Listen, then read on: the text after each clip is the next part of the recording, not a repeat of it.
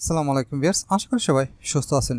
প্রধান উপদেষ্টা ডক্টর ইউনূস ও পাকিস্তানের প্রধানমন্ত্রী শেহবাজ শরীফের ফোন আলাপ এবং ঘনিষ্ঠভাবে কাজ করবে বাংলাদেশ ও পাকিস্তান।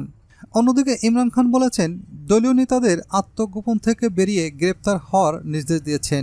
আরও একটি গুরুত্বপূর্ণ বিষয় হচ্ছে ইসলামাবাদে 28 সেপ্টেম্বর সমাবেশ করতে অনড় ইমরান খান। বিস্তারিত থাকছে ভিডিওতে। দর্শক, অন্তর্বর্তীকালীন সরকারের প্রধান উপদেষ্টা অধ্যাপক ডক্টর ইউনূসের সঙ্গে ফোনে কথা বলেছেন পাকিস্তানের প্রধানমন্ত্রী শেহবাজ শরীফ। ফোনালাপে অন্তর্বর্তী সরকারের প্রধান উপদেষ্টা হওয়ায় নোবেল বিজয়ী এই অর্থনীতিবিদকে অভিনন্দন জানান তিনি। এছাড়া চলমান বন্যায় হতাহত ও ক্ষয়ক্ষতির বিষয়ে সমবেদনা জানানোর পাশাপাশি বাংলাদেশের আর্থসামাজিক উন্নয়নে ডক্টর ইউনূসের অবদানের ভূয়সী প্রশংসা করেন শেহবাজ শরীফ। একই সঙ্গে পাকিস্তান ও বাংলাদেশের সমৃদ্ধির জন্য ঘনিষ্ঠভাবে কাজ করবে বলে ফোনালাপে উভয় দেশ সম্মত হয়েছে। এতে বলা হয়েছে, বাংলাদেশ ও পাকিস্তানের মধ্যে বিভিন্ন ক্ষেত্রে বর্ধিত সহযোগিতার মাধ্যমে দ্বিপক্ষীয় সম্পর্ক পুনর্জীবিত করার গুরুত্বের উপর জোর দেন শেহবাজ শরীফ।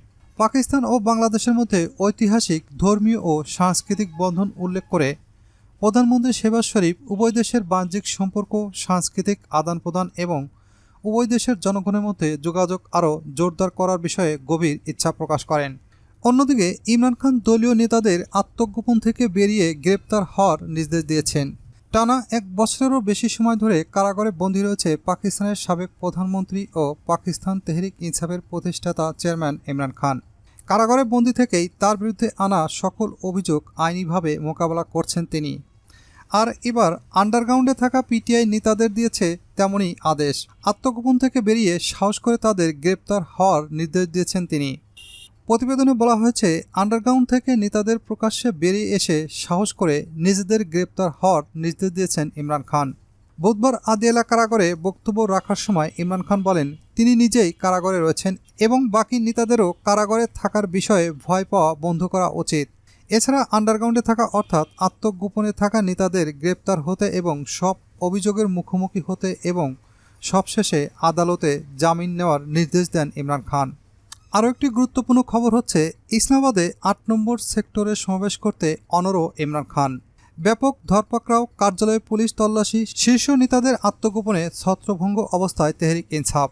কিন্তু এরপরও আগামী 28 সেপ্টেম্বর ঘোষিত সমাবেশ বাস্তবায়ন করার ঘোষণা দিয়েছে দলটির প্রতিষ্ঠাতা জেলবন্দি ইমরান খান। দেশের জনগণকে 28 সেপ্টেম্বর ইসলামাবাদ দলের সমাবেশে যোগ দেওয়ার আহ্বান জানিয়েছে ইমরান খান। একই সঙ্গে সমাবেশে যোগদানের কোনো বাধা আসলে তা প্রতিহত করার আহ্বান জানান তিনি। গত বৃহস্পতিবার আদিয়ালা জেলের অভ্যন্তরে দুর্নীতির মামলা শুনানির সময় সাংবাদিকদের সাথে আলাপকালে একথা বলেন ইমরান খান।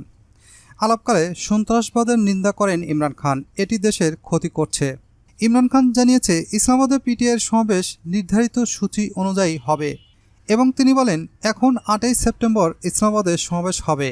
আমি সমগ্র জাতিকে 28 সেপ্টেম্বর বের হয়ে আসতে বলছি। সেদিন কোনো ধরনের বাধা বরদাস্ত করবেন না।